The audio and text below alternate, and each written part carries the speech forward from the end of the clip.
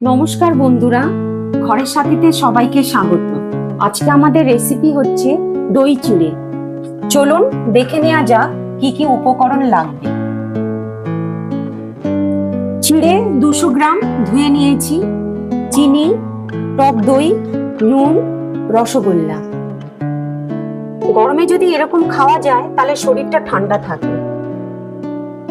আমি চিড়েটা নিয়ে নিয়েছি, চিনি দিলাম। যে যেরকম মিষ্টি খায় সেই বুঝে দেবে। 2 চামচ, 3 চামচ, 4 চামচ।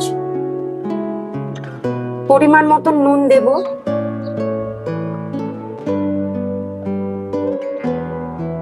টক দই দেব।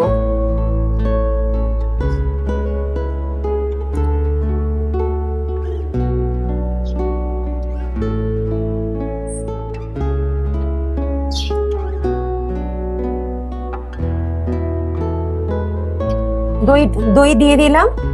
এবার ভালো করে মেখে নিচ্ছি। চিড়েটা একটু শুকনো শুকনো লাগছে, তো আমি একটু জল দিয়ে মেখে নেব। ভালো করে চিড়েটা মেখে নিয়েছি। ভিডিওটা যদি ভালো লাগে একটা লাইক করবেন, কমেন্টস করে জানাবেন, সাবস্ক্রাইব করে পাশে থাকবেন।